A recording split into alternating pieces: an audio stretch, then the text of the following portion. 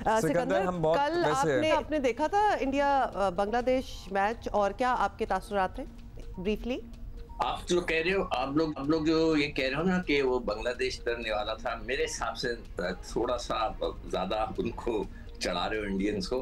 उन्होंने 46वें ओवर में, बल्कि 47वें ओवर में जाके रन किए। ये सिर्फ 228 रन थे और इतने ज्यादा नहीं थे। उन्होंने 47th ओवर में किया है। और यहाँ पर हम देख रहे हैं कि पाकिस्तान के अंदर जो मैचेस हो रहे थे वो तो 300, 350, 330, 350 इस तरह के चल रहे हैं। तो एक तो पिच मुझे बहुत ही अजीब और गरीब सी लगी कि गेंद बैठ रही थी, नया बॉल ही जो है जमीन पे बैठ रहा था, विकेट कीपर तक नहीं पहुंच रहा था। कई दफा पे मैंने ये देखा, तो वो बड़ा डिसअपॉइंट कर रहा था मुझे कि भाई ये ऐसा नहीं होना चाहिए। और मतलब उसमें वाली बैटिंग वाली जैसे पाकिस्तान की पिचेस बनी हुई है ना, बड़ी जबरदस्त है और ऐसी ही बननी चाहिए जैसे पाकिस्तान। कहने का मतलब ये है कि वो जाहिर है इंडिया कहीं भी परेशान नहीं लगी, और बांग्लादेश में को ये क्रेडिट जरूर देना चाहिए कि उनका टॉप ऑर्डर बिल्कुल नाकाम हुआ और उसके बाद भी उन्होंने स्कोर कर लिया।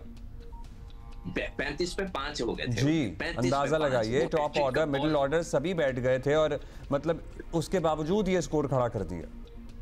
उन्होंने, उस लड़के ने बहुत अच्छा खेला जो हरी डॉय, और उसने और जाकिर उनको कहते हैं, प्रोनाउंस करते हैं, आई एम श्योर जाकिर होगा। तो जाकिर ने मिलकर बड़ी अच्छी, बहुत जबरदस्त किस्म का स्टैंड लगाया। अदरवाइज तो ये मैच मुझे लग रहा था कि 100 के अंदर, जब वो हैट्रिक का कैच छूटा था उससे शर्मा साहब से, तो उस वक्त वो भी जिस तरह अपने आप को वो जो बातें सुना रहा था वो बहुत ही उसके चेहरे को दिखा रहे थे, उसके lips, you can do the lip reading. तो मैं तो समझा कि 100 में आउट हो गए, मगर उसके बाद उसने बड़ी जबरदस्त किस्म की पार्टनरशिप लगाई है और माशाल्लाह से दोनों टीमों ने। इसलिए मैं ये बता रहा हूँ कि इससे थोड़ा सा कॉन्फिडेंस आ रहा है कि जी कोई ऐसी कोई वहाँ पर जो है कोई हवा नहीं है। और हम भी कर चुके हैं, हम भी कहते हैं कोई हवा नहीं है, और इसलिए हमारे लिए तो बिल्कुल नहीं होना चाहिए। We have done it in the past and we can do it again. जी सिकंदर। हाँ अब्दुल्ला, इसीलिए मैं बता रहा हूँ कि उन्होंने 47th ओवर में जाके स्कोर चेस किया, जबकि गिल बड़ा जबरदस्त खेल रहे थे। कैचेस माशाल्लाह से सबने छोड़े, कोई ऐसी नहीं है स्टंप छोड़े, कैचेस छोड़े, फील्डिंग में थी इशू। इसने ये नहीं कहे कि आपने बहुत ही जबरदस्त किस्म की उन्होंने परफॉर्मेंस दी है इंडियंस ने, तो वो हम डरे, बिल्कुल नहीं। हम तो हम अगर देते भी तो हमने नहीं डरना। हमने तो नहीं डरना। अच्छा, अब बात करते हैं सिकंदर जी। अब टीम तो खैर दुबई के लिए रवाना हो चुकी है, अब इमाम जो है वो भी ज्वाइन कर लेंगे। कल हमने वैसे इस पे बात की थी, लेकिन क्या खबर ताज़ा आई थी उस टाइम, बिल्कुल, लेकिन अब जरा अपने तासुरात बताएं, इमाम being included in the squad. देखो हुमा अब्दुल्ला, जब टीम इनिशियली जब अनाउंस होती है तो जो टॉप के प्लेयर होते हैं आप उसको सेलेक्ट करते हैं। तो आपने उस्मान खान को एज ए ओपनर सेलेक्ट किया हुआ है, विकेट कीपर ओपनर, आप उसको खिलाएं। अगर आपने उसको नहीं खिलाया तो उसका क्या फायदा हुआ कि आपने जो पहली दफा टीम सेलेक्ट की आपने उसको सेलेक्ट कर लिया। अब जब बारी आ गई, लड़के गिर गए, 2 ओपनर्स आपके पास नहीं है तो आप उसको नहीं खिलाएं। तो मैं ये समझता हूँ कि आप इमाम से और वो जो उस्मान लड़का है उससे ओपन करें, जो कि पाकिस्तान में नहीं खेलता, कुछ नहीं करता। मैंने पहले भी आप लोगों से कहा है कि ये बहुत बड़ी डिसअपॉइंटमेंट है पाकिस्तान के उन लड़कों के लिए जो 3000 बच्चे खेल रहे हैं। वो मुझसे कहते रहते हैं कि हम यहाँ पे खेल रहे हैं और एक लड़का बाहर से आकर खेल रहा है जिसका कोई ताल्लुक नहीं है पाकिस्तान क्रिकेट से। खुद ऊपर आए एक क्योंकि और सिकंदर मैच की नौयत भी देखे ना। नहीं देखें साउथ अच्छी बैटिंग नहीं कर रहा ना, आप उसको ड्रॉप कर दें, उससे रन्स नहीं हो रहे। उसने 3 मैचों में कुछ भी नहीं किया, उसको आप ड्रॉप कर दें। आप उसको ले आए इमाम को, उसके साथ इस बच्चे को लेकर आ जाएं, लड़के को, जो खैर बच्चा तो नहीं, 31 साल का है, ये भी 30-31 का है। उस्मान को ओपन कराएं, 1 डाउन आपके बाबर आ जाएंगे, चौथे पर आपका रिजवान आएगा और नीचे फिर वो सारा कुछ चलता चला जाएगा।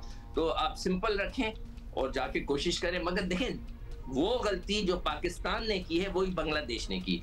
वो कैसे कि यहाँ पे हो रही है चैंपियंस ट्रॉफी एक रोजा, वो लोग खेल कर आ रहे हैं सारी T20, उनकी लीग हो रही थी T20 की, उनको नहीं करना चाहिए था, उनको वनडे खेलना था। पाकिस्तान ने भी चैंपियंस ट्रॉफी से पहले चैंपियंस कप करवाया था, वो T20 का कराया।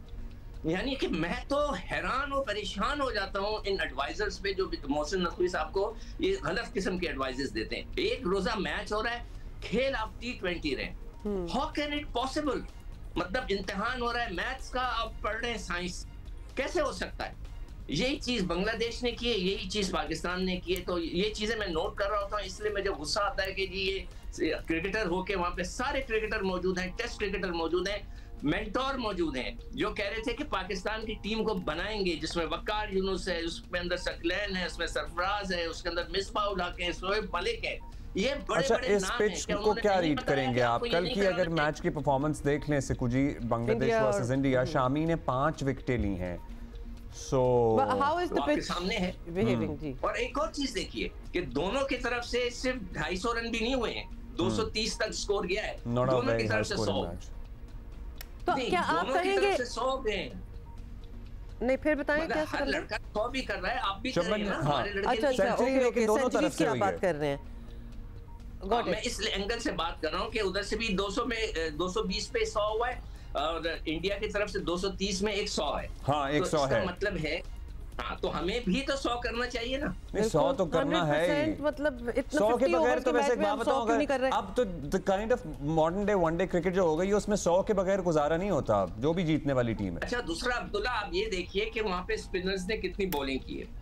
तो हमारे पास तो एक स्पिनर है, बाकी सारे पार्ट टाइम है। ये सवाल तो हम कब से उठा रहे हैं। ये तो हम स्क्वाड शुरू होने से पहले से शुरू हुए थे, काफी अरसे से ये बात अनाउंस होने से, और उसके बाद स्क्वाड अनाउंस हुआ और फिर आप दोबारा कह रहे हैं। पटेल और उनके 30 ओवर कराए, और बांग्लादेश की तरफ से जो उनके लड़के हैं उन्होंने भी तकरीबन 30 ओवर उनकी तरफ से भी हुए हैं, यानी कि पूरे में 60 ओवर जो है 60 ओवर स्पिनर्स ने कराए। तो हमारे स्पिनर्स पे भी बड़ा लोड होगा, और देखते हैं, बाकी अल्लाह की मर्जी है, इंशाअल्लाह लड़के जाके लड़े, हम सब सपोर्ट करेंगे इंडिया से तो खास तौर पे। अच्छा, एक और इंटरेस्टिंग एंगल भी है, मतलब शुभमन गिल ने 125 गेंदों पर सेंचुरी की है और 2019 के बाद ये सबसे स्लोएस्ट सेंचुरी है किसी भी इंडियन प्लेयर की, किसी आईसीसी इवेंट में। तो आप देखिए कि किस तर्ज की क्रिकेट है उनकी कि 125 पर उनकी सेंचुरी किसी भी आईसीसी इवेंट में 2019 के बाद is the slowest this one. इसकी बेसिक वजह ये थी कि पिच थोड़ी सी ट्रिकी है मेरे ख्याल से। जितना मेरा एक्सपीरियंस मैं देख रहा था कि गेंद लो रह रहा है, ब्रेक भी हो रहा है, तो उसने अपना पूरा टाइम लिया है, इसलिए इसको अपना देखा कि अब जल्दी कर। शुरू के अंदर उन्होंने बड़ा तेज खेला था, मार रहे थे, फिर उसके बाद स्लो डाउन हुए। उन्होंने देखा कि पिच में थोड़ी ट्रिकी है, तो उन्होंने अपना टाइम लेके टारगेट को अचीव किया, जो उन्होंने बिल्कुल सही किया। अब रह गया कि वो रन रेट, तो वो रन रेट शुरू के अंदर मैं सोच रहा था कि यार ये तो इतना तेज खेल रहे हैं, तो रन रेट तो इनका पता नहीं कहां से कहां पहुंच जाएगा। मगर अब मैं देख रहा हूं कि रन रेट जो है न्यूजीलैंड का ज्यादा आगे है, इनका जो है इतना ज्यादा नहीं है इंडियंस का। देखें, रन रेट बाद में काउंट होगा, आप देखिएगा कि बाद में हम स्ट्रगल कर रहे होंगे कि रन रेट क्या है क्या नहीं है, ये बाद में बहुत चलेगा, इसके अंदर आप देखिएगा। बहुत शुक्रिया जी, लेट्स सी क्या होता है इंशाल्लाह। Thank you Sikandar, thank you for being with us.